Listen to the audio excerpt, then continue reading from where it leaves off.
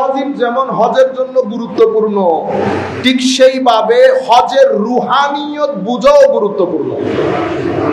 কারণ হজ হযরত ইব্রাহিম আলাইহিস সালামকে ঘিরে, তো আমরা মাকামে ইব্রাহিমের মধ্যে নামাজ আদায় করি, ঠিক না? হযরতে দাতা গঞ্জ বখশ আলী হুজবেরি কাশফুল মাহজুব, উনি হুজুর গৌসুল আজম আব্দুল কাদের জিলানী রাদিয়াল্লাহু তাআলা আনহু দুনিয়াতে আসার প্রায় 150-250 বছর আগের লোক, প্রথম যুগের আল্লাহর ওলি যাদেরকে ধরা হয়। উনি আবার ইমাম কুশাইরি রাদিয়াল্লাহু তাআলা আনহু, ইনারা প্রথম যুগের আল্লাহর ওলিদের মধ্যে ওনাদের নাম আসে। ওনার ছাত্র হুজুর, তাইলে গৌসুল আজম, হুজুর গৌসুল আজমের 200 বছর আগে, মানে আপনারা বুঝতে পারতেছেন হুজুর গৌসুল আজম 500 থেকে 600 হিজরির মাঝখানের লোক। হুজুর ইমাম গাজালি হুজুর গৌসুল আজমের থেকে প্রায় 20 বছরের বড়। সৈয়দি সানাদি হুজ্জাতুল ইসলাম ইমাম গাজালি রহমতুল্লাহ আলাইহি 500-600 হিজরির মাঝখানের লোক। ইনারা হচ্ছেন আবার 300 থেকে 400 হিজরির মাঝখানের লোক। আপনি যদি আবার জুনাইদ বুগদাদি, মারুফ কারখি, দাউদ আত-তাই, সাহাল তুসতারি, হাবিব আল আজমি, ওনাদের দিকে যান, তো ওনারা হচ্ছেন 150 থেকে 250 হিজরির মাঝখানের লোক। কারণ আপনি যদি বলেন পীর মুরিদি দুনিয়াতে আজকে আসছে, তাহলে বলতে হবে ইন্না লিল্লাহি ওয়া ইন্না ইলাইহি রাজিউন। আপনারা বুঝতে পেরেছেন? তাহলে এটা বাংলাদেশ, ইন্ডিয়া, পাকিস্তানের বিষয় না। আমি আপনাকে 1.5 থেকে 250 হিজরির মাঝখান যখন বলতেছি, তো এখানে কারো কারো পীর তাবেও তাবেঈনদের সাথে লাগানো, কারো কারো পীর তাবেও তাবেঈনদের সাথে লাগানো, কারো কারো পীর কেউ এখানের মধ্যে তাবেও তাবেঈনদের সময়কালের লোক। তাহলে প্রথম যুগ থেকে ধারাবাহিকভাবে সনদের সাথে সুফিয়ায়ে কেরাম বিশ্বব্যাপী খেদমত করেছেন। কাশফুল মাহজুবের মধ্যে দাতা গঞ্জ বখশ আলী হুজবেরি রাদিয়াল্লাহু তাআলা আনহু হজ কি, কিভাবে করতে হয় সে ব্যাপারে উনি আলোকপাত করেছেন। কিন্তু সুফিয়ায়ে কেরামের কিতাবের মধ্যে ফরজ ওয়াজিবের বিষয় আসে না। কিসের বিষয় আসে? কলব বাতেনের বিষয়। কিসের বিষয়? কলব বাতেনের বিষয়। তো উনি একটা গুরুত্বপূর্ণ মেসেজ দিয়েছেন আমাদেরকে। তো আমরা সবাই গিয়ে মাকাম ইব্রাহিমে নামাজ পড়ি। তো মাকাম ইব্রাহিম মানে কি? তো মাকাম ইব্রাহিম মানে ইব্রাহিম আলাইহিস সালামের স্টেশন, মানে যেখানে দাঁড়িয়ে উনি কাজ করেছেন সেটা। হুজুর দাতা গঞ্জ বখশ আলী হুজবেরি বলতেছেন, মানে রাইখো আল্লাহর বান্দারা, মাকাম ইব্রাহিম দুইটা। কয়টা? দুইটা। একটা হচ্ছে হযরত ইব্রাহিম আলাইহিস সালামের শরীর মুবারক, যেটার সাথে লেগেছে ওইটা মাকাম ইব্রাহিম, ওইটা মক্কা শরীফের মধ্যে। ওইটা কোথায়? মক্কা শরীফের মধ্যে। আরেকটা মাকাম ইব্রাহিম হচ্ছে খুল্লাতে ইব্রাহিম, মানে যেই কারণে আল্লাহর নবী ইব্রাহিম আলাইহিস সালামকে নিজের বন্ধুত্বের মাকাম দান করেছেন। এটা হচ্ছে মাকামে খুল্লাতে ইব্রাহিম, মানে ইব্রাহিম আলাইহিস সালামের বন্ধুত্বের মাকাম। আরেকটা হচ্ছে মাকামে জিসমে ইব্রাহিম, যেটা হচ্ছে ইব্রাহিম আলাইহিস সালামের শারীরিক অবস্থানের মাকাম। তো শারীরিক অবস্থান মক্কা শরীফে, বন্ধুত্বের অবস্থান আল্লাহ পাক জানে আল্লাহ ইব্রাহিমের বন্ধুত্বের মাকামকে কোথায় স্থাপিত করেছেন। তো হযরতে দাতা গঞ্জ বখশ বলতেছেন, হাজী সাহেবান, শুধু মক্কা শরীফে দাঁড়িয়ে ইব্রাহিম আলাইহিস সালামের জিসিমের হক আদায় করলে হবে না। মক্কা শরীফে দাঁড়ানোর সাথে সাথে আমাকে এটাও বুঝতে হবে আল্লাহ কোন কারণে ইব্রাহিমকে মাকামে খুল্লাত দান করেছেন। মানে ইহরাম, কাপড় খুলে ইহরাম পরে ফেললাম, এটাও হজ। কিন্তু কাপড় খোলার সাথে আরো অনেক কিছু খোলা জড়িত। কি খোলা? চোখের কাপড় খুলতে হয়, চোখকেও ইহরাম পরাইতে হয়। মুখের কাপড় খুলতে হয়, মুখকেও ইহরাম পরাইতে হয়।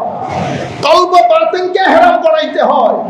তো ইহরাম শারীরিক সৌন্দর্য, কাপড় চোপড় খুলে সাদা কাপড়ে আল্লাহর দরবারে দাঁড়ানো অর্থ হচ্ছে, মাওলা তোমার সামনে তোমার সাথে ওয়াদাবদ্ধ হলাম, পঞ্চ ইন্দ্রিয়ের মাধ্যমে যত গুনাহ আমি করেছি সমস্ত গুনাহকে তরক করে সাদা কাপড়ে ভিতরে বাহিরে ভিতরে সাদা কাপড়, বাহিরের যেটা সেটা ইহরাম, সাদা কাপড় ভিতরের যেটা এটা তাকওয়া। এটা কি? তাকওয়া। দুই কাপড় একসাথে হলে হাজি হাজি হয়। হযরতে শাকীক বলখী রাদিয়াল্লাহু তাআলা আনহু হজে যাবেন, নিয়ত করেছেন।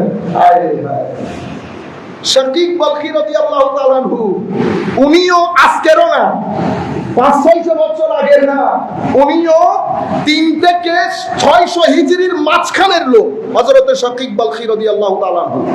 আপনি যদি বলেন প্রথম যুগের যারা আল্লাহর ওলি, হযরত হাতেম আল আসম রাদিয়াল্লাহু তাআলা আনহু, শাকীক বলখী, হযরতে শিবলি, ওনারা একেবারে প্রথম যুগের আল্লাহর ওলি। হজ করবেন, নিয়ত করেছেন, সব রেডি, সবাই স্থানীয়ভাবে জানে শাকীক বলখী হজে যাবে। অনেক মানুষ হজে যাবে। ওমা হজের দিন সকালবেলা বলতেছে আমি হজে যাব না। হায় খোদা, আমাদের মানুষ তো প্রশংসা করতেও দেরি লাগে না, গালাগালি করতেও সময়ের ব্যাপার, পছন্দ থাকে তো। সবাই বকাঝকা করতেছে, ওই মৌলবী, এ দান্দাবাজ, এই কোথায় ব্যবসা বাণিজ্য পাইছে ইনভেস্ট করে দিছে, এই কথাগুলো আসছে, কোথায় ব্যবসা বাণিজ্য পাইছে ইনভেস্ট করে দিছে, অথবা এই পোল্ট্রি মারছে। মানে মানুষের মুখে তো তালা দেওয়ার নাই, সব কথার জবাব দিতে আপনি মানুষ হিসেবে চিন্তা করবেন, এই কথার জবাব দিলে আপনার ব্যক্তিত্ব উঠবে না নামবে? বুঝতে পেরেছেন? সকল কথার জবাব দিতে নাই। হ্যাঁ, যেই কথা এলমি হবে সেই কথার জবাব দিবে। কারণ ইমাম গাজালি রহমতুল্লাহ আলাইহি বলছেন, যখন মানুষ হিংসাত্মক হয়ে কথা বলবে তখন আপনার আমার দায়িত্ব হচ্ছে অ্যাভয়েড করা, ইগনোর করা। তো আমি কথাগুলা অনেক গালাগালি হয়েছে, শাকীক বলখী আল্লাহর বলি, এগুলা তো সবরের পাহাড়। আপনি যদি সবরে মুহাম্মাদি আমার নবী সাল্লাল্লাহু আলাইহি ওয়াসাল্লামের দর্দ বুঝতে চান, আপনি আমাকে দেখে বুঝতে পারবেন না, কোন আলেমকে দেখে বুঝতে পারবেন না। আমার নবীর দর্দ বুঝতে হলে আল্লাহর ওলিদের দিকে তাকাইতে হয়। দর্দ কাকে বলে?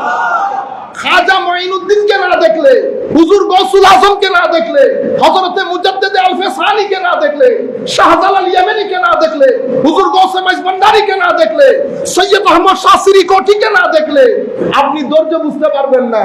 আমাকে দেখে যদি দর্দ বুঝতে চান তাহলে তো দিনও যাবে, দুনিয়াও যাবে, আখিরাতও যাবে। বুঝতে পেরেছেন? সম্মানিত উপস্থিতি, হজে যান নাই, সবাই চলে গেছেন, আমার মতো সবাই হজে চলে গেছেন। আল্লাহর ওলি হজের পরে সেখানে একজন আল্লাহর ওলি ছিলেন, স্বপ্নের মধ্যে উনি দেখতেছেন ফেরেশতা এসে ওনাকে বলতেছে যে এই বছরের যত লোক হজ করেছে আল্লাহ রাব্বুল আলামিন শাকীক বলখীর ওসিলায় প্রত্যেকের হজকে আল্লাহ কবুল করেছে। সকালে উঠে আল্লাহ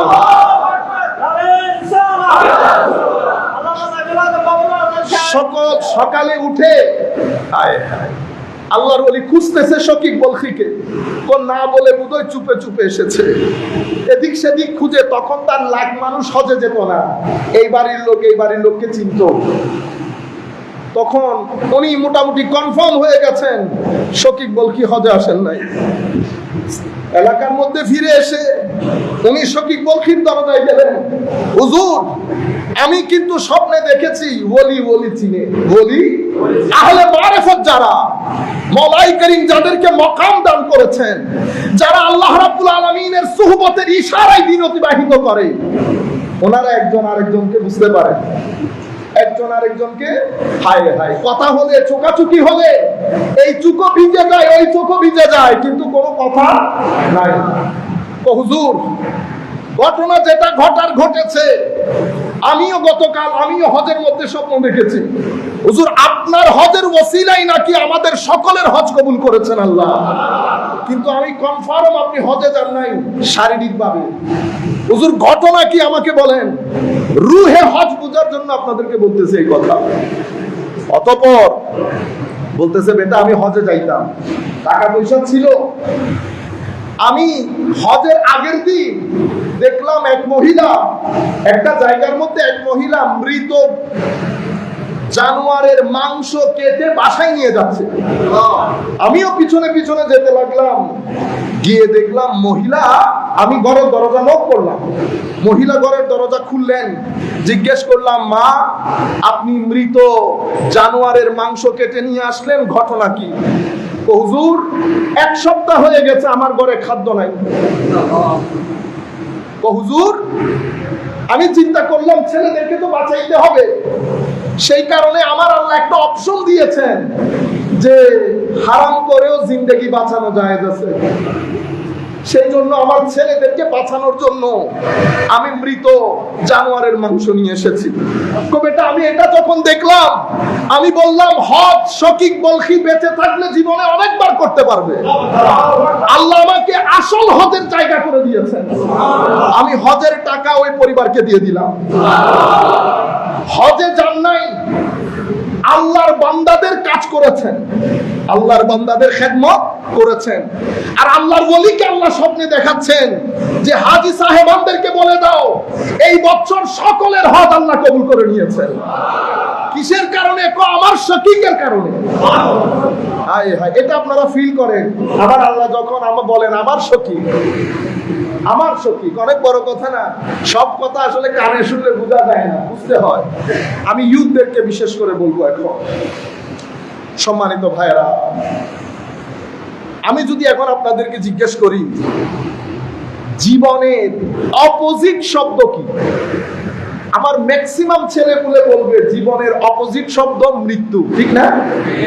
ম্যাক্সিমাম লোক 99.99% বলবে লাইফের অপোজিট শব্দ হচ্ছে ডেথ, ঠিক না? কিন্তু ঘটনা সেরকম না। জীবনের অপোজিট শব্দ মৃত্যু না, জন্মের অপোজিট শব্দ মৃত্যু।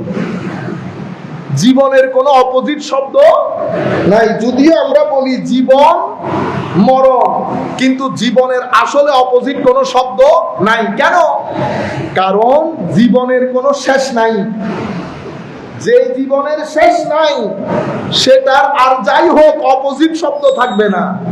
আমার আল্লাহ বানিয়েছেন, এখানে এসেছি, আরেকটা জায়গায় যাব, অতঃপর আরেকটা জায়গায় যাব।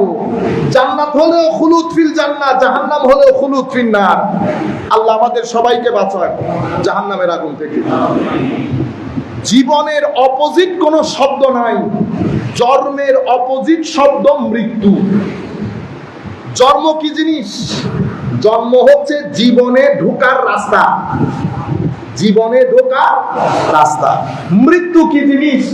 মৃত্যু হচ্ছে জীবন থেকে বের হওয়ার গেট। তাইলে জন্ম একটা গেট, মৃত্যু একটা গেট, মাঝখানের একটা জীবন। জন্মের গেট দিয়ে জীবনে ঢুকি, মৃত্যুর গেট দিয়ে জীবন থেকে বের হই। জন্ম আমার শুরু না, মৃত্যু আমার শেষ না। এটা তো এক গেট দিয়ে ঢুকছি, এটা তো মাত্র ডাইনিং রুম, এখনো ড্রয়িং রুম আছে, বেডরুম আছে, কত রুম। বুঝতে পেরেছেন? শুরুও না, শেষও না। আমি ইতপূর্বেও ছিলাম, কখনো আরওয়ার মধ্যে, কখনো মায়ের পেটে, জন্মের মাধ্যমে পৃথিবীতে, মৃত্যুর মাধ্যমে মাটির পেটে। অতঃপর আসল দিন আসবে, অতঃপর আসল দিন আসবে। এই মাঝখানের জীবনটার জন্য আমার আল্লাহ আমাদেরকে কিছু ইবাদত রিয়াজত দান করেছেন। নামাজ দান করেছেন, রোজা দান করেছেন, হজ দান করেছেন, যাকাতও দান করেছেন। পৃথিবীতে আমরা ছাড়ো নামাজ পড়ার লোকও আছে অন্য ধর্মের মধ্যে, তাদের নিজেদের মতো করে। পৃথিবীর অন্যান্য ধর্মের মানুষের মধ্যে হজ পাওয়া যায়, আপনারা ভুল বুঝবেন না, মানে তাদের মতো করে কিছু একটা কনসেপ্ট আছে। রোজারও একটা কনসেপ্ট আছে, কুরবানির একটা কনসেপ্ট আছে। আমি বলবো না আমার ধর্ম সত্য, আমার ধর্ম, আমি এগুলা কোনো কিছুই বলবো না। আমি বিনয়ের সাথে আরজ করব, যারা যেখান থেকে বসে আমাদেরকে শুনছেন দেখছেন, কোন ধর্মকে ছোট করা খাটো করা এগুলো আমাদের কাজ না। আল্লাহ পাকের অপরিসীম দয়া, সিলেট থেকে গত পরশু আমাদের কাছে মদন মোহন কলেজে অধ্যাপক পদার্থবিজ্ঞানের আমার হিন্দু ভাই মেসেজ করেছেন যে হুজুর আপনার কিছু বক্তব্য আমার অসম্ভব ভালো লাগে। তাহলে বুঝতে পারতেছি যে আমাদের বক্তব্যগুলো সবাই শুনতেছে, সেই কারণে কাউকে আঘাত করা, এটা আমি মুখে বলতেছি সেরকম না, আমি অন্তঃকরণে বলতেছি, আমার আল্লাহ সাক্ষী। কাউকে আঘাত করা আমাদের উদ্দেশ্য না। আমি শুধু আপনাদেরকে বলবো, পৃথিবীর অন্যান্য ধর্মের মধ্যেও রোজা পাওয়া যায়, আমাদের এখানেও রোজা আছে।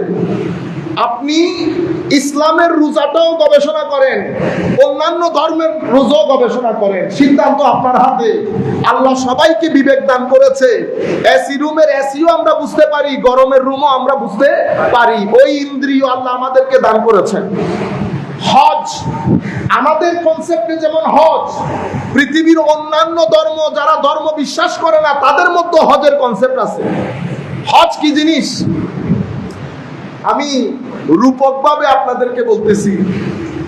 রাষ্ট্র যখন বড় হয়ে গেছে, রাষ্ট্র বড় হয়ে যায়, রাষ্ট্রের মধ্যে প্রেসিডেন্ট থাকে, প্রেসিডেন্টের প্রেসিডেন্ট হাউস থাকে, প্রেসিডেন্টের প্রতি আপনার যে আনুগত্য সেটার জন্য ভোটিং থাকে, এমনি মারেন, ঠিক না? এবং প্রেসিডেন্টের সাথে আপনার আনুগত্যের প্রকাশ লাগে। তো আমার আল্লাহর মুলক, আমার আল্লাহ বলছেন লাহু মুলকুস সামাওয়াতি ওয়াল আরদ, বিশ্ব ব্রহ্মাণ্ড এটা আল্লাহর রাজত্বে, আল্লাহর রাজত্বে। তো আল্লাহর রাজত্বের মধ্যেও আল্লাহর একটা হেডকোয়ার্টার আছে, আল্লাহর একটা হেডকোয়ার্টার আছে। হেডকোয়ার্টার কোথায়? উম্মুল কুরাতে।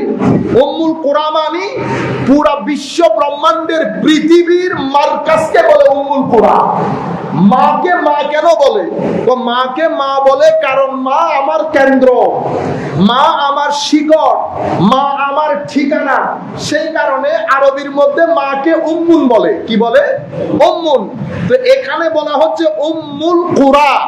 উম্মুল কুরা মানে আজ আমরা অনুবাদ করার সময় করি আদি জনপদ, আসলে হচ্ছে পুরা পৃথিবীর যে জনপদ, যেই শুকনো জায়গা সেটা জন্মগ্রহণ করেছে, সেই শুকনো জায়গার মধ্যে প্রথম যেই জায়গাটা পানি থেকে শুকিয়ে জমিনের রূপ ধারণ করেছে সেটা উম্মুল কুরা, মক্কায়ে মুআজ্জামা।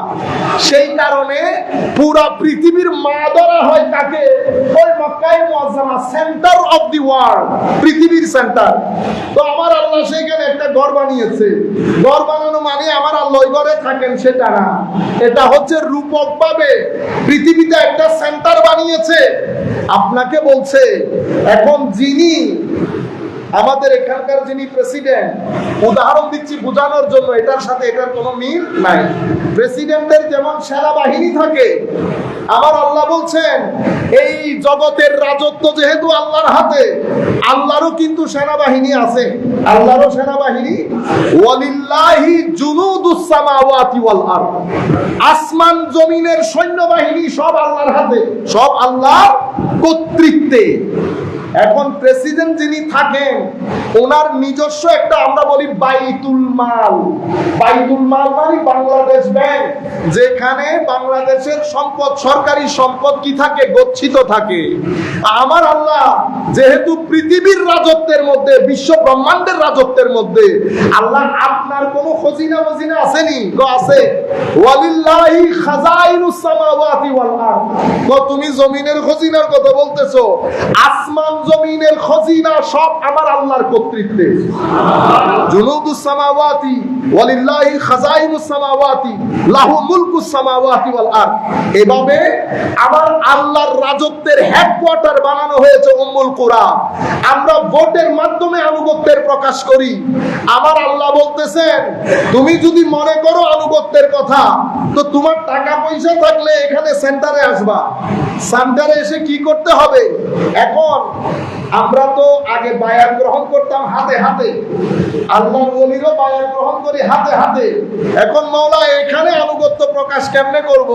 তো এখানে আমার তার হাত নাই, আমার আল্লাহর শারীরিক কোনো অবয়ব নাই, কেউ যদি মনে করে আল্লাহর শারীরিক অবয়ব আছে তো দিন থেকে খারিজ হয়ে যাবে, দিন থেকে খারিজ হয়ে যাবে। এটা আপনারা মাথায় রাখবেন, জিনিসগুলো অনেক সেনসিটিভ। আউলিয়ায়ে মিল্লাত, উলামায়ে উম্মত আমাদেরকে যে আকীদা দিয়ে গেছেন সেটার বাইরে আমরা যাব না। সম্মানিত উপস্থিতি, এখন মাওলা তাইলে হাত কোথায় রাখবো? তো আমার ঘরের সাথে জান্নাত থেকে স্পেশাল একটা পাথর বানিয়েছি যার নাম হাজরে আসওয়াদ। আমার নবী হাদিসের মধ্যে ইরশাদ করছেন, হাজরে আসওয়াদ ইয়ামিনুল্লাহ, হাজরে আসওয়াদ আল্লাহর ডান হস্তের মতো।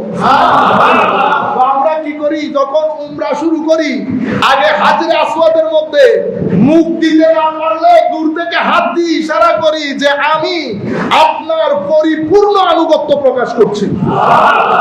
এটা আমি আপনাদেরকে মেটাফরিক্যালি বললাম। এখন আনুগত্য প্রকাশ করলাম। হজ থেকে ফেরার পর সেই আনুগত্যের কথা আমাদের মাথায় থাকে না, আমরা মোস্টলি বিদ্রোহীতে পরিণত হই।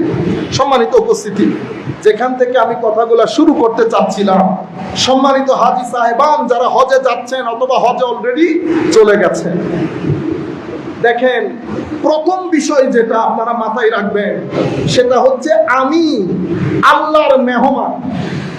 আমি আল্লাহ, এটা তো আমরা শুনি কিন্তু জিনিসটা ফিল করেন।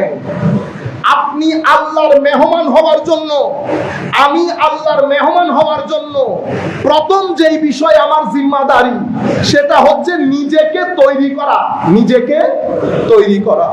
আমি আল্লাহর মেহমান হওয়ার যোগ্য কিনা সেটা নিজের দিকে খেয়াল করে আল্লাহর মেহমানদারি গ্রহণ করার জন্য নিজেকে ভিতর বাহিরে তৈরি করা। আমার আল্লাহ বলছেন ওয়াতাজাওয়াদু, হজে আসার জন্য খাবার দাবার কাপড় চোপড় অনেক কিছু আমাদের প্রয়োজন হয়, কিন্তু আমার আল্লাহ বলছেন ওয়াতাজাওয়াদু ফাইন্না খায়রাজ যাদ, যেই সম্পদ তোমরা নিয়ে হজে আসতেছো সেই সম্পদের সবচেয়ে উত্তম সম্পদ হচ্ছে তাকওয়া। কি জিনিস? তাকওয়া। তাকওয়া কাকে বলে আমার ভাইরা? উলামায়ে কেরাম যার যার মতো করে ব্যাখ্যা করেন, আপনারাও জানেন। তাকওয়া মানে আল্লাহর ভীতি, কিন্তু আমি ইয়ুথকে বোঝানোর জন্য একটু ডিফারেন্টলি কথাটা বলি। এই পৃথিবীতে মওলাই করিম ভালো জিনিস যেমন সৃষ্টি করেছেন, আমার আল্লাহ মন্দ জিনিসও সৃষ্টি করেছেন, কারণ এটা পরীক্ষার জায়গা। এখানে মন্দ না থাকলে পরীক্ষা হবে না, শুধু ভালো দিয়ে পরীক্ষা হয় না। ভালো সৃষ্টি করেছেন, মন্দ সৃষ্টি করেছেন। এটা টিভি, এখানে নাচ চলছে। এটাও টিভি, এখানে নাটক চলছে। এখন সিদ্ধান্ত আমার, আমি নাটক দেখবো না নাচ দেখবো। নাচ দেখলে কি লাভ, নাটক দেখলে কি ক্ষতি? কিছু লাভ প্রথমে বোঝা যায় না, আস্তে আস্তে বোঝা যায়। কিছু ক্ষতি একদিনে, এক সপ্তাহে, এক বছরে বোঝা যায় না, এটা অনেক সময় 10-15 বছর লাগে। আল্লাহর দুনিয়ার মধ্যে ভালো এবং মন্দ, আপনি যখন ভালো জিনিস দেখবেন, ভালো জিনিস বলবেন, ভালো জিনিস শুনবেন, হালাল জিনিস দেবেন, এই পৃথিবীকে আল্লাহ ফুল অফ এনার্জি বানিয়েছেন। কি বানিয়েছেন? এনার্জি। এটা তো আপনারা জানার কথা। পুরা পৃথিবী একটা শক্তির উপর। আমরাও এনার্জেটিক বিং। এনার্জি না থাকলে এই 5 ফিট 7 ইঞ্চির মানুষ সেকেন্ডের মধ্যে ঘুরে পড়ে যাচ্ছে। কি শেষ হয়ে গেছে? এনার্জি শেষ হয়ে গেছে। আমাদেরকে এখানে এনার্জি গ্রহণ করতে হয়। এনার্জি 2 ধরনের, একটা পেটে খাদ্য দিয়ে ভিটামিন, প্রোটিন, ক্যালোরির মাধ্যমে শরীরের জন্য ভিটামিন অর্জন করে কেন এনার্জি অর্জন করা। আরেকটা হচ্ছে পঞ্চ ইন্দ্রিয়ের মাধ্যমে আল্লাহ প্রদত্ত ভালো জিনিসগুলো এনজয় করে কলব বাতেনের মধ্যে নূরের এনার্জি নেওয়া। আমার জন্য ভিটামিন যেমন দরকার, আমার কলব বাতেনের মধ্যে নূরের এনার্জিও দরকার। শুধু ভিটামিন দিয়ে আপনি পৃথিবীতে সার্ভাইভ করতে পারবেন না। পৃথিবীকে আপনি দুশ্চিন্তা, হতাশা, ডিপ্রেশন, এগুলা থেকে পৃথিবীকে রক্ষা করতে পারবেন না। আমাদের জন্য দুই এনার্জি দরকার। আমি চাই বাংলাদেশের প্রতিটা ইউথের হৃদয়ের মধ্যে আমার এই আওয়াজগুলা, হয়তো আমি থাকবো না আর কিছুদিন, মওলাই করিম যখন চাইবেন জমিন থেকে আমরাও উঠে যাব, কিন্তু আমি চাই কথাগুলো আপনাদের হৃদয়ের মণিকোঠায় আমি যেন দিয়ে যেতে পারি। আমাদেরকে বোঝানো হয়েছে যে আমরা শুধু ভালো কাজ করব, নামাজ পড়ব, তিলাওয়াতে কোরআন করব শুধু কবরের জন্য। মনে রাখবেন, কবর তো আল্লাহর রাসূলের হাতে। আল্লাহ চাইলে পান, আল্লাহ যদি না চান আটকে যাব। মনে রাখবেন, কবর অনেক দূরে। আমরা আগে জীবন নিয়ে কথা বলি। এই জীবনে আমার ভাইয়েরা, ইউথকে বিশেষ করে বলছি, আল্লাহর ওয়াস্তে ফেরত আসেন। কারণ আপনি চোখ দিয়ে পুরা দিন নেগেটিভ এনার্জি, আপনি যখন নেগেটিভ জিনিস দেখবেন, পজিটিভ এবং নেগেটিভ, নেগেটিভ জিনিস দেখবেন, নেগেটিভ জিনিস বলবেন, নেগেটিভ জিনিস শুনবেন, নেগেটিভ জিনিস দিবেন, নেগেটিভ সঙ্গের মধ্যে থাকবেন। ডেইলি যদি আপনি 50 লেভেলে নেগেটিভ এনার্জি ধারণ করে আপনার ভিতরের জগৎকে ভর্তি করতে থাকেন, এটা যদি 300 লেভেল পর্যন্ত যায়, আমি যদি আপনার ব্যাংকে 10 কোটি টাকা রাখি, আপনি শান্তির সাথে জীবন যাপন করতে পারবেন না। আপনি মানুষের সাথে সম্পর্ক রাখতে পারবেন না, ডিপ্রেসড হয়ে যাবেন, হতাশ হয়ে যাবেন, মানুষ ভালো লাগবে না, মা বাবা ভালো লাগবে না, ঘরে আত্মীয় স্বজন আসলে ভালো লাগবে না, কথায় কথায় পরিবারের সাথে, ভাইদের সাথে, ভাইয়ের আওলাদদের সাথে, মার সাথে, স্ত্রীর সাথে আপনার ঝগড়া লেগেই থাকবে। আপনি সবকিছু থাকা সত্ত্বেও আপনার মুখ কালো থাকবে, আপনি হাসতে ভুলে যাবেন। কেন? কারণ আপনার ভিতরে নেগেটিভ এনার্জি ফুলফিল। ঠিক যেভাবে আপনার গ্যাসের কারণে গ্যাস্ট্রিক হয়ে পেট খালি থাকা সত্ত্বেও আপনার খিদা মেহসুস হয় না, খিদা অনুভব হয় না, ঠিক সেভাবে রুহানি জগতের মধ্যে যখন নেগেটিভ এনার্জি থাকে, তো নেগেটিভ এনার্জি আপনাকে সবকিছু থাকা সত্ত্বেও একাকী বানিয়ে ফেলবে, অশান্তির আগুনে জ্বালাবে, অসুখের আগুনে জ্বালাবে। আপনি কোনোভাবেই নিজেকে আর ভালো মনে করতে পারবেন না। প্রত্যেক দিন আপনার মনে হবে, কাশ যদি চলে যেতে পারতাম, কাশ যদি মারা যেতাম। আপনি আপনার একেবারে ক্লোজ আত্মীয় স্বজন, বন্ধু বান্ধবের সংস্পর্শ আপনি আর নিতে পারবেন না। এটাকে আমরা আমাদের ইসলামিক ক্লাসিক্যাল সায়েন্সের মধ্যে গুনাহ বলি। কি বলি? গুনাহ। যেটা আমি নেগেটিভ এনার্জি বলছি, আমি ইউথদেরকে বলছি, আপনারা যদি চান তাইলে ডক্টর ডি হকিং ওনার বিশ্ব বরেণ্য কিতাব, বেস্টসেলার বুক, আপনারা ঘরের মধ্যে গিয়ে পড়তে পারেন, গুগল থেকে এটা ডাউনলোড করতে পারেন। আপলোড না ডাউনলোড কি বলেন আপনারা জানেন। Power versus force, power versus force, সাইকোলজির উপর লেখা অসম্ভব গুরুত্বপূর্ণ কিতাব, বেস্টসেলার বুক। এখানে উনি পুরো বিষয়গুলো, বর্তমান বিশ্বের ডিপ্রেশন কোন জায়গা থেকে শুরু, কেন ডিপ্রেশন, উনি উনার মতো আলোচনা করেছেন। আমরা আপনাদেরকে আমাদের ভাষায় বলছি। আপনি যখন এই কথাগুলো বললাম, আপনি যখন নিজেকে তৈরি করবেন, প্রথম তৈরি তওবা দিয়ে। কি দিয়ে? তওবা। আল্লাহ, আপনার দরবারে তওবা করছি, নেগেটিভ এনার্জি ভিতর থেকে সরানোর জন্য তওবার কোনো বিকল্প নেই। আপনি যখন তওবা করবেন, তওবার মাধ্যমে আমার আল্লাহর রেজামন্দি নসিব হয়, আমার নবীর ফুয়ুজাত নসিব হয়। আপনি যাচ্ছেন যাচ্ছেন যাচ্ছেন, মা দেখে আছে ছেলেকে, কাশ যদি ফেরত আসিস, কাশ যদি ফেরত আসিস। ছেলে যেতে আছে, মার চোখের পানি, মার চোখের পানি। ছেলে যখন আবার ফেরত আসে, মার যেমন খুশির কোনো অন্ত থাকে না, ঠিক সেভাবে আল্লাহর বান্দা যখন আমার নবীর দেখানো পথ থেকে সরে যায়, আমার আল্লাহ বারবার ডাকতে থাকেন, বান্দা ফেরত আয়, জীবন শেষ হওয়ার দে। আমি তখন পরকালে তোর কোনো অ্যাপোলজি শুনবো না। তুই যদি আমাকে কোনো কিছু শোনাতে চাস, তো এই দুনিয়ার মধ্যে শোনাতে হবে। আমি এখান থেকে চলে যাওয়ার পরে তোর কোনো অ্যাপোলজি শুনবো সম্ভব না। বান্দা যখন টার্ন করে, আল্লাহর দরবারে টার্ন করে, এটাকে তাওবা বলে। তাবা ইয়াতুবু মানে রাজা ইয়ারজিউ, রিটার্ন, ফেরত আসা, ব্যাক করা। বান্দা ব্যাক কোন জায়গায় করতেছে? আল্লাহর রাগ থেকে আল্লাহর রেজামন্দির দিকে, গুনাহ থেকে সওয়াবের দিকে, জাহান্নাম থেকে জান্নাতের দিকে, কান্না থেকে হাসির দিকে, ডিপ্রেশন থেকে, অসুস্থতা থেকে সুস্থতার দিকে ফেরত আসতেছে বান্দা। হায় হায়, এটা আপনারা মনের কান দিয়ে শুনবেন।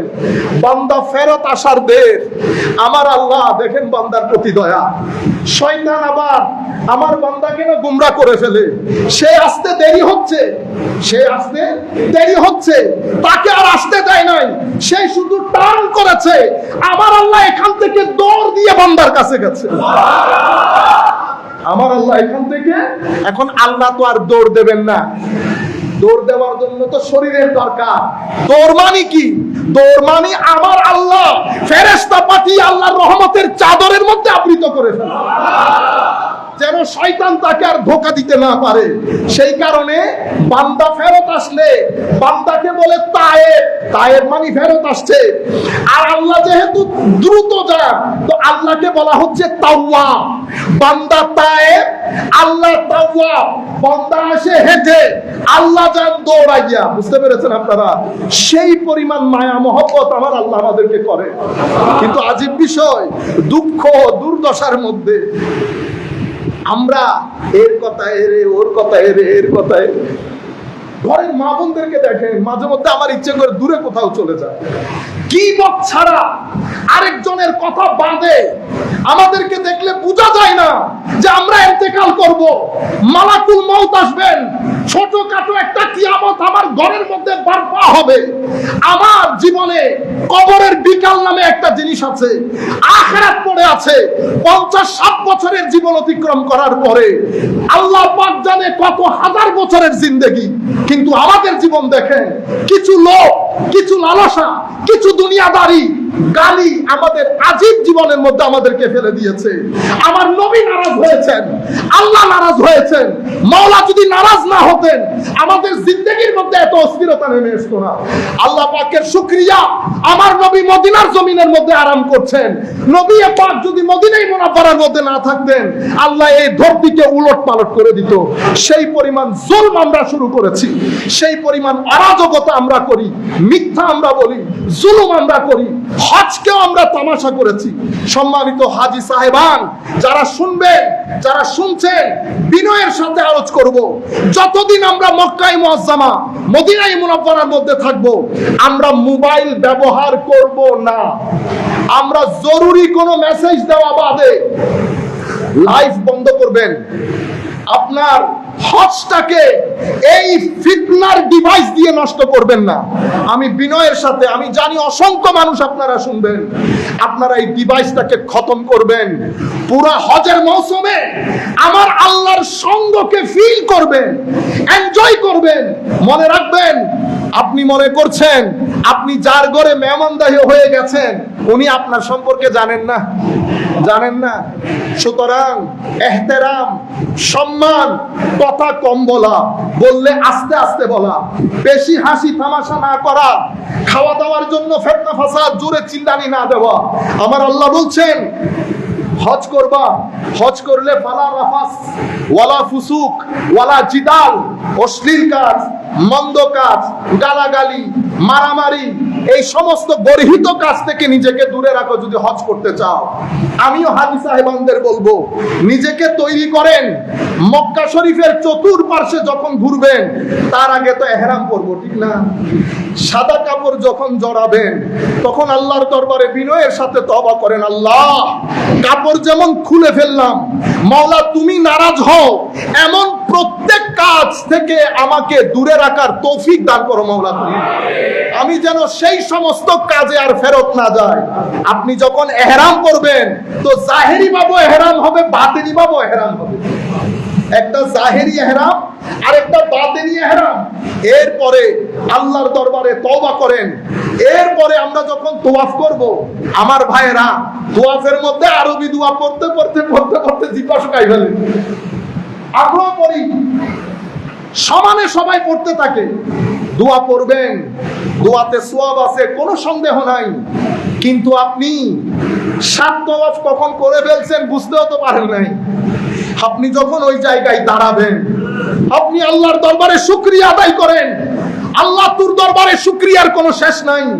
তুই এমন জায়গায় পা রাখার তৌফিক দান করেছিস মাওলা, যেই জায়গার মধ্যে আমার নবী কদম রেখেছে, যেই জায়গার মধ্যে আদম সফিউল্লাহ কদম রেখেছে, ইব্রাহিম খলিলুল্লাহ রেখেছে, মুসা কালিমুল্লাহ রেখেছে, ঈসা রূহুল্লাহ রেখেছে, ইসমাইল জবিহুল্লাহ রেখেছে। এত আজিম নবী যেই হিত্তার মধ্যে কদম রেখেছে, আমার মতো নাপাক, নাফরমান, নালায়েক, গুনাহগারের কদমকে তুই এই জায়গায় রাখতে তৌফিক দান করেছিস। আল্লাহ তোর দরবারে শুকরিয়ার কোনো শেষ নাই। সাথে সাথে আমার নবীর দরবারে দরুদ সালাম করেন, ইয়া আল্লাহ নবীর দরবারে দরুদ, যেই নবীর ওসিলায় আমি এই কাজ পেয়েছি। ফিল করেন, এনজয় করেন, ওই আগের সময়ের মধ্যে হারিয়ে যান। মনে করবেন আপনি আগে আমার নবী সাহাবায়ে কেরামকে নিয়ে তাওয়াফ করছে, হযরত আদম তাওয়াফ করছে, ইব্রাহিম তাওয়াফ করছে। যখন আপনি ওই তাওয়াফে, ওই ঋতু, ওই মৌসুম, ওই সময়ের মধ্যে হারিয়ে যাবেন, দেখবেন 7 তাওয়াফের মজা কেমন লাগে। তখন আপনি কি আল্লাহকে বলতে হবে আল্লাহ ক্ষমা করে দেন? ও যে আল্লাহ রহমতের সাথে মহব্বত করে আপনাকে কাবার মধ্যে নিয়ে এসেছে, আপনি আমার ঘরের মেহমান, আপনি চাইলেও খাওয়া দেব, না চাইলেও। আরে আমরা আমাদের মেহমানদেরকে জোর করে খাওয়াই, জোর করে খাওয়াই। আর আল্লাহ তো আল্লাহ, আল্লাহ তো আল্লাহ, আমার আল্লাহ তো সেই সত্তা যিনি এক ইব্রাহিম, এক বলখির হজের কারণে পুরা সকলের হজ কবুল করেছে। তো সেই আল্লাহ আপনি চাইলেও ক্ষমা করবেন, আপনি না চাইলেও ক্ষমা করবেন। আমি আপনাদেরকে দোয়া পড়তে নিষেধ করতেছি না, আপনারা আবার এগুলা, আমাদের এই বক্তব্যগুলো আপনারা কোনো কাটফাট করবেন না। আপনারা বুঝতে পেরেছেন বেটা? কেউ কাটফাট করবেন না। আমি আপনাদেরকে যেটা বোঝাতে চাচ্ছি, দোয়া পড়বেন, দরুদ শরীফ পড়বেন, ক্ষমা চাইবেন, সাথে এই জিনিসটাও তো করেন। আপনি পায়ে হাঁটতেছেন, শরীর দিয়ে তাওয়াফ করতেছেন, আপনার কলব বাতেনকে একটু জিজ্ঞেস করেন, সে তো তাওয়াফ করতে চায়, সেও তাওয়াফ করতে চায়। এশকের সমুদ্রে ডুব দিয়ে যাবেন, কারণ হজ আমার আল্লাহর এশকের এক আজীব নমুনা। কোথায় আদম আলাইহিস সালাম নেমেছেন, আদম হাওয়ার মধ্যে পরিচয় হয়েছে, দেখা হয়েছে, পৃথিবী আবাদ হচ্ছে। আদম হাওয়ার ওই মহব্বত আমার আল্লাহর এত ভালো লেগেছে, আজকে আমরা আরাফার মধ্যে কোনো কিন্তু ইবাদত না, বসে থাকতেছি। কিন্তু আপনি শুধু বসে থাকলে হবে, আপনি ওই জায়গার মধ্যে গুম হয়ে যান। আদম হাওয়া, ইব্রাহিম খলিলুল্লাহ, আমার নবী সাহাবায়ে কেরামদেরকে নিয়ে বসে আছেন, ওইটা মাথার মধ্যে আনেন, দেখবেন উকুফে আরাফার টেস্ট অনেক ধরনের হবে। মুজদালিফাও সেরকম। মিনার মধ্যে যখন যাব, ইব্রাহিম খলিলুল্লাহ, ইসমাইল জবিহুল্লাহ, আল্লাহর ইশকের এক আজীব নমুনা, যেটা হযরত ইব্রাহিম দেখিয়েছেন। নিজের ছেলেকে কুরবানি করে দিচ্ছেন, নিজের ছেলেকে কুরবানি করে দিচ্ছেন। এই বিষয়গুলা আমরা যখন নিজেদের ভিতরে আনবো, তখন হজ আরেক ধরনের হবে। তখন হজকে বলা হয় রুহানি তরবিয়তের এক আজীব জিনিস। সম্মানিত উপস্থিতি, অতঃপর আমরা কুরবানি করছি। কিসের কুরবানি? আমার অহংকারের কুরবানি, আমার হিংসার কুরবানি, বিদ্বেষের কুরবানি। কুরবানির মাধ্যমে গরুর রক্ত যখন যায়, আমার আল্লাহ বলছেন, বান্দা আমার গরুরও দরকার নাই, গোশতেরও দরকার নাই, রক্তেরও দরকার নাই। তো মাওলা তো হুকুম দিলেন যে আমি তো গোশত তো তোমরা করবা, ওয়ালাকি ইয়ানালুহু আত-তাকওয়া, আমার কাছে যেটা পৌঁছে সেটা তাকওয়া। আমি আপনাদেরকে বলতে চাচ্ছি, নেগেটিভ এনার্জি, পজিটিভ এনার্জি, ভালো জিনিসের সাথে নিজেকে কানেক্ট করেন। চোখ বুঝতে পারবে আপনি কার সাথে কানেক্টেড, কান বুঝতে পারবে কার সাথে কানেক্টেড, জবান বুঝতে পারবে কার সাথে কানেক্টেড। আপনি যখন ভালো জিনিসের সাথে কানেক্টেড হবেন, এই ভালো জিনিস আপনার ভিতরে যেই এনার্জি, যেই নূর দান করবে, সেটাকে তাকওয়া বলে। সেটাকে কি বলে? তাকওয়া। এই তাকওয়া, এই নূর, এই এনার্জি আপনার ভিতরে একটা হায়া দান করে। হায়াটা এমন, আপনি ইচ্ছে করলেও খারাপ কাজ করতে পারবেন না। আপনি একটা গুনার কাজ করেছেন, আপনি আর জায়নামাজে দাঁড়াইতে পারবেন না, খালি ঘুরতেছেন, ঘুরতেছে, কিরে ভাই নামাজ পড়বেন না? হুজুর সকালবেলা এমন একটা কাজ করলাম, আমার আল্লাহ কি মনে করেছেন আল্লাহ, আমার ভয় করতেছে, হায়া করতেছে, আমার আল্লাহ নিকন আবার মুখ ফিরিয়ে নেয়। এগুলা ফিলিংস এর বিষয়, আপনার কাছে হাস্যকর, কারণ আপনি আর আমার কাছে তো নামাইতুয়ান বলে আল্লাহু আকবার, সুবহান রাব্বিল আযীম, সামি আল্লাহু লিমান হামিদা। আমার নামাজের সাথে ভিতর নাই, আমার নামাজের সাথে ভিতর নাই, কারণ আমি নামাজ আদায় করেছি, কায়েম করি নাই। কেউ আছে নামাজকে কায়েম করে, যখন নামাজ ভিতরে কায়েম হয়, প্রথম যেই জিনিস আল্লাহ তাকে দান করেন সেটা হায়া। যার হায়া যত বেশি তার ঈমানও তত বেশি। আমি ইউথদেরকে বলবো, তাহলে আপনারা যদি পজিটিভ এনার্জি আর্ন করতে না পারেন, আমি এখন বলে যাচ্ছি, আজকে 31 তারিখ, আপনি বাসায় গিয়ে তারিখ সহ আমার নাম সহ লিখে রাখবেন। নেগেটিভ এনার্জি যত আর্ন করবেন, আপনার পারিবারিক জীবন তত দুর্দশা এবং হতাশার হবে। আমাদের বাপদাদাদের জীবনে দেখেছেন এই জিনিসগুলা ছিল না, কারণ তারা পজিটিভ এনার্জির যুগ, পজিটিভ এনার্জির যুগও ছিল তখন। আমাদেরকে সেটা কষ্ট করে আর্ন করতে হবে। আমি চাই আপনারা একটু জেগে উঠেন, মোবাইলের মধ্যে সময় কম দেন। সময় সুযোগ যদি পান তো ছেলেদেরকে মক্কায়ে মুআজ্জামা মদিনায়ে মুনাওয়ারার মধ্যে নিয়ে যাবেন। কেন? কারণ এগুলা হচ্ছে সোর্স অফ এনার্জি। মদিনায়ে মুনাওয়ারা সোর্স অফ এনার্জি। এক হিন্দু, এক আমাদের ইংল্যান্ডের মধ্যে মুসলমান বিয়ে করেছে হিন্দুকে, এবং সে আমাকে বলতেছে,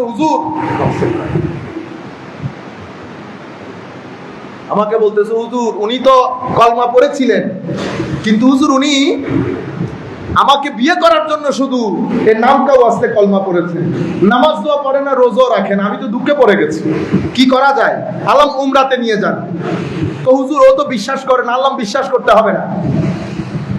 আগুনের সামনে দাঁড়িয়ে আপনি যদি বলেন আগুন জ্বালাই না, তো হাত দিয়ে দেখেন না জ্বালাই। হ্যাঁ, আগুন কি মানুষ ফারাক করবে যে এটা আমার পছন্দ করে এটারে জ্বালাবো না, এটা অপছন্দ করে এটারে জ্বালাবো না? আগুনের খাসিয়ত হচ্ছে জ্বালাবে। হাত দিয়ে দেখেন। আমি বলতেছি আপনি যান বেটা, কোন রকম নিয়ে যান। তো গেছে, অনেক লম্বা কথা। আসছে ভদ্র মহিলা আমাকে ফোন দিয়ে বলতেছে, হুজুর কি শিখাই দিলেন? সে তো এখন তাহাজ্জুদ পড়া শুরু করছে। আমি পরে একদিন দেখলাম জুমার নামাজে আসতাম, ইশারা করে বলছি যে দাঁড়াইও। তো দাঁড়াইছে, আমি তাকে বাসায় নিয়ে গেলাম, জিজ্ঞেস করলাম বেটা কেমন গেল? ও বলতেছে, হুজুর আমি তো আসলে আমি ইসলাম, আমি কালমা পড়েছি, বাট আমি ইসলাম বা এই সমস্ত বিষয় I was not interested at all. আমি এগুলোর ব্যাপারে এত কোনো ইন্টারেস্ট ফিল করি না। কিন্তু আজীব বিষয় হচ্ছে, আমি যখন হাউস অফ আল্লাহ, তার ভাষায় আল্লাহর ঘর বাইতুল্লাহ দেখেছি, আমি আপনাকে ভাষায় বুঝাতে পারবো না আমার ভিতরে কোন তুলপার শুরু হয়েছে। এটা তো আজীব এক্সপেরিয়েন্স, আমি ঠিক বুঝাতে পারছি না। সামান্য একটা ঘর, তার ভাষায় কালো চাদরে আবৃত, এটার ভিতরে কি এমন আছে দেখার সাথে সাথে আমি নজর ফিরাতে পারতেছিলাম না। আমি বুঝতেছি আমার ভিতরে তোলপাড় চলতেছে। এখানে এক ধরনের অভিজ্ঞতা। এরপরে আমি যখন মদিনা শরীফ যাই, হোলি সিটি অফ মদিনাতে, তো আমি যখন সবুজ গম্বুজ দেখি, ইতপূর্ব আমি সবুজ গম্বুজ দেখেছি, কিন্তু আমি আপনাকে বলতে পারবো না। আমি শুধু দেখতেছি অজর দ্বারাই আমার চোখ দিয়ে পানি পড়তেছে। আমি যখন নবীর গ্রেভ, ওরা বলতেছে গ্রেভ মাজারে পাক দিয়ে যখন আমি হেঁটে যাচ্ছি, আমার মনে হচ্ছে আমার ভিতর থেকে কলব বাতেন বের হয়ে আসতেছে। হুজুর আমাকে একটু বলেন ঘটনা কি? আমি বলি বেটা, টেস্কো চিনো? টেস্কো মানে আমাদের শপিং মল। আল্লাহ, টেস্কোর মধ্যে গেলে একটা ফিল হয়, সেই ফিলিংটা আপনি এয়ারপোর্টের মধ্যে পাবেন না। এয়ারপোর্টের ফিলিং একটা, স্টেশনের ফিলিং একটা, আর বাজারের ফিলিং একটা, মসজিদের ফিলিং আর একটা। মসজিদের মধ্যে আপনি ঢুকবেন, যত বড় গুনাহগারী হন, মসজিদের মধ্যে আপনার কথা ছোট হয়ে আসবে। আপনাকে কেউ কিন্তু বলে নাই এটা মসজিদের তাসির। লাইব্রেরির তাসির আরেক রকম, বাজারের তাসির আরেক রকম। তুমি যেখানে গেছো, এটা আমার আল্লাহ সোর্স অফ লাইট বানিয়েছেন, সোর্স সোর্স অফ এনার্জি বানিয়েছেন। আমরা গরিবরা নেগেটিভ এনার্জি নিয়ে যখন যাব, যাতে দেখার সাথে সাথে আমাদের নেগেটিভ এনার্জিগুলো বের হয়ে রিলিজ হয়ে পজিটিভ এনার্জি যেন ভরে যায়, সেই কারণে আমার আল্লাহ বাইতুল্লাহ থেকে শুরু করে রওজায়ে পাককে কদ জাকুম মিনাল্লাহি নূর বলে নূরের এনার্জির টাওয়ার বানিয়ে দিয়েছে। বিশ্বাস করতে হবে না, শুধু যাবেন, দেখবেন সিনার ভিতরে আল্লাহর মারিফতের জোয়ার তৈরি হয়ে যাবে। এটা আমার নবীর বিশেষ খুসুসিয়ত। তখন বলল, হুজুর এরপর থেকে আমার মনে হয়েছে যে আমি বোধহয় এতদিন ভুল পথে ছিলাম। কিন্তু উনি বলতেছেন, কিন্তু মুসলমানরা সেটা মানতে নারাজ। মুসলমানরা সেই এনার্জি গুলার প্রতি ইন্টারেস্টেডও না, নামাজও পড়ে না, কোরআনও পড়ে না। তো উনি বলতেছেন, হুজুর আমি হুজুর রেখেছি কোরআন শরীফ শিখার জন্য, আমি আবারও যেতে চাই। আমি আপনাদেরকে বলছি, যেই সমস্ত মা বাবা সামর্থ্য আছে, ছেলে প্রপার লাইনে আসতেছে না, আপনি তাদেরকে বাইতুল্লাহ শরীফ জিয়ারত করান, মদিনা শরীফ জিয়ারত করান, বিভিন্ন মাজারে পাকে নিয়ে যান। এনার্জির কোনো মৃত্যু নাই, এনার্জি মারা যায় না, এনার্জির কোনো মৃত্যু নাই। আমরা যে জিন্দা বলছি, এনার্জির জিন্দা। আর আল্লাহর ওলি যদি হয় তো শারীরিক ভাবেও জিন্দা থাকে। আপনি বলবেন, হুজুর এটা কোন ধরনের কথা? ও ভাই, কদুর বিচি লাগাইছি না, কদুর বিচি কোথায় লাগাইছি? মাটি থেকে 1.5 ফিট গভীরে, 1 ফিট গভীরে, আধা ফিট গভীরে। মাটির নিচের বিচি তো মরে যাওয়ার কথা, মরছে কেন? মরে নাই, সূর্যের আলোর কারণে। সূর্য কোথায়? তো লক্ষ লক্ষ মাইল দূরে। তো লক্ষ লক্ষ মাইল দূরের সূর্যের আলো পৃথিবীর জমিনের আধা ফিট নিচে একটা কদুর বিচিকে যদি জিন্দা রাখতে পারে, তো আমার আল্লাহ, আমার নবীর মাধ্যমে আনিত কোরআন যারা বুকে ধারণ করেছে, তারা জমিনের আধা ফিট নিচে শরীর জিন্দা থাকতে পারে না। আপনারা বুঝতে পেরেছেন?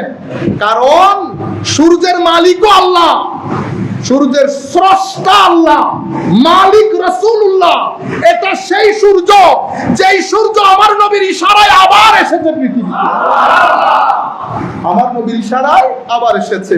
সুতরাং হাজী সাহেবানদেরকে বলবো, আপনারা খাদ্যদ্রব্য নিয়ে, খাওয়া দাওয়া নিয়ে বেশি কথা বলা, বন্ধু বান্ধব যাবে, কারোর সাথে কথা বলার দরকার নাই। পুরো হজের সফরকে আপনি ধৈর্যের, তাকওয়ার, তাওয়াক্কুল, আল্লাহর উপর ভরসা, এই কয়েকটা জিনিসের উপর মনে করবেন। এই পুরো হজের সফর থেকে আপনি এই 3টা জিনিস নিয়ে আসবেন। হজের পরে যদি আপনার জিন্দেগি, আপনার মুখ, চোখ, কান এগুলো আগের মতো আবার নেগেটিভ এনার্জির ওই আদলের মধ্যে থেকে যায়, তাহলে আমাদের হজ হবে না। আমরা 1 মিনিটের মধ্যে শেষ করে দেই। সম্মানিত মুসল্লিয়ানে কেরাম, পৃথিবীর মধ্যে আমাদের যেই হজ, আপনি দেখছেন সাদা কাপড়ে পৃথিবীর যেই কোনো প্রান্ত থেকে যেই কোনো মানুষ দেখবে, তার ভিতরে কেমন একটা জ্বলানি শুরু হবে। পৃথিবীর মধ্যে অনেক ধর্ম, আমাদের হিন্দু ধর্মের ভাইরাও তারাও হজে যান। 2 সমুদ্রের মাঝখানে সঙ্গমস্থলে গিয়ে ওনারা গোসল করেন। আমাদের যেই সমস্ত ভাইয়েরা ধর্মে বিশ্বাস করে না, ওনারা কার্ল মার্কসের কবর জিয়ারতে যান। কার্ল মার্কসের গ্রেভ কবর, এটা ওখানে যাওয়া, ওইটা দেখা, ওইটা ভিজিট করা, এটা তাদের হজ। তারা অস্বীকার করতে পারবে না, যাই সেখানে। অথবা যেতে না পারলেও ভিতরে একটা তুমুল তুফান তৈরি হয়, কাশ যদি যেতে পারতাম, কাশ যদি যেতে পারতাম। আমাদের খ্রিস্টান ধর্মের, হিন্দু, ইহুদি ধর্মের ভাইয়েরাও নির্দিষ্ট তাদের নবী হোক, নেতা হোক, প্রত্যেকে যার যার নবী নেতার মাজার জিয়ারত করা, এটা তাদের হজের কনসেপ্ট। আল্লাহ রাব্বুল আলামিন আমাদের হজের কনসেপ্টকে নিরালা করেছেন।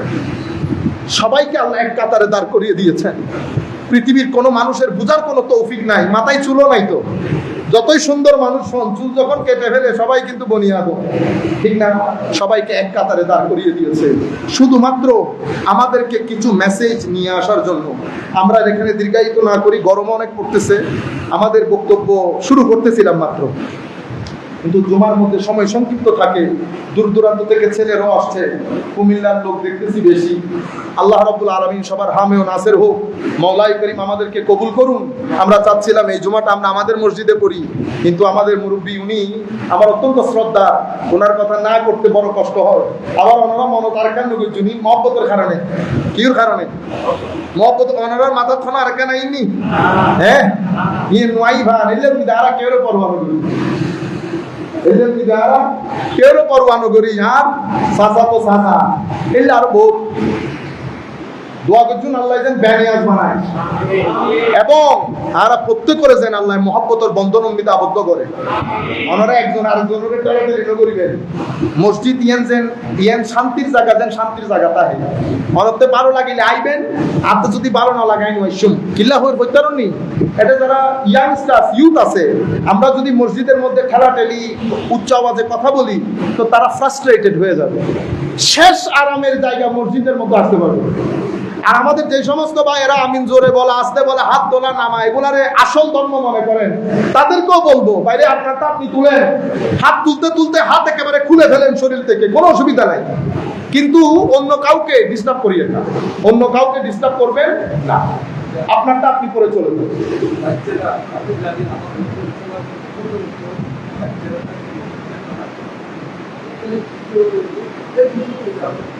बहुत शुक्रिया। এটা আমাদের জাতীয় এবং আন্তর্জাতিক দোষ। সেটা কি ইংল্যান্ডের মধ্যে সেই আমার চাচা এখন যে কথাটা বলতেছে, ইংল্যান্ডের মধ্যে আমাদের মসজিদে কিছু পাকিস্তানি ভাইয়েরা আছে না, হ্যাঁ এ बच्चों को पीछे लेके जाओ, ए बच्चे पीछे पीछे, ए पीछे ओ बच्चे पीछे, आप कौन है? तो बच्चों को मस्जिद में लेके आओ, बच्चों को मस्जिद में, तो बच्चों को मस्जिद में लेके नहीं सिनेमाओं में लेके जाना। ओ यार अल्लाह का खौफ करो। বাচ্চাদেরকে মসজিদে নিয়ে আসবেন, বাচ্চাদেরকে ঘরের মধ্যে মসজিদের আদব শিখাবেন। মসজিদের মধ্যে আওয়াজ বেশি, ছোট বাচ্চা না, বাচ্চাদেরকে মসজিদে আনলে এখন থেকে যদি তরবিয়তটা না পায় তো ভবিষ্যতে মসজিদে আসতে চাইবে না। আর হচ্ছে মসজিদে আসার কারণে শারীরিক লাভও আছে, মানসিক লাভও আছে। শারীরিক মানসিক দুইটা লাভ আছে এবং এখানে আখলাক, তরবিয়ত, রুহানিয়ত এগুলাই মসজিদের মধ্যে পাওয়া যায়। এটা মসজিদের মধ্যে সেট করা থাকে। মসজিদ আল্লাহর খাস জায়গা হওয়ার কারণে মসজিদের মধ্যে যদি এসেও ঘুরে যান আপনার ভিতরে আগুন জ্বলবে। সুতরাং আপনারা মসজিদের মধ্যে প্রথম যে কয়েকটা জিনিস, উঁচু আওয়াজে কথা বলবেন না, সবাই একসাথে কথা বলবেন না। অনেক জিনিস, আমার সব জিনিস আপনার পছন্দ হবে এমন কোনো কথা আছে না। আপনার পছন্দ হইতে পারে, অপছন্দ হইতে পারে। পছন্দ হলে আলহামদুলিল্লাহ, অপছন্দ হলে তাওয়াক্কালতু আলাল্লাহ, ধৈর্য ধারণ করবেন। এবং মসজিদের মধ্যে কোনো ভালো পরামর্শ থাকলে সেটা সুন্দর করে মসজিদকে জানাবেন। খতিব সাহেব আছেন, মসজিদের পরিচালনা পর্ষদ আছেন, অথবা যেভাবে যেভাবে জানানো দরকার। আমি বিনয়ের সাথে অনুরোধ করছি, বিশেষ করে আমার ইউথের কারণে তারা ফ্রাস্ট্রেটেড হয়ে যায়। ইংল্যান্ডের মধ্যেও সেম, আমেরিকার মধ্যেও সেম। কারণ আমাদের লোকেরা যাইতো, আমরা কমিটি নিয়ে মারামারি, মসজিদের বিভিন্ন ইস্যু নিয়ে মারামারি, পরে ইউথ আর মসজিদে আসতে চায় না। তো আমরা যখন ইউথের কোনো প্রোগ্রাম করি, মসজিদে করলে আসে না। তারা প্রথমে কি বলে জানেন? উস্তাদ নো মসজিদ। তো কোথায় হলে? তো মসজিদে আসলে অসুবিধা কি? কোনো the people fight with each other. আপনারা বুঝতে পারছেন? এই কাজ যেন আমরা না করি। আল্লাহ রাব্বুল আলামিন আমাদের হামি ও নাসির হোক। মাওলাই করিম আমাদেরকে কবুল করুন।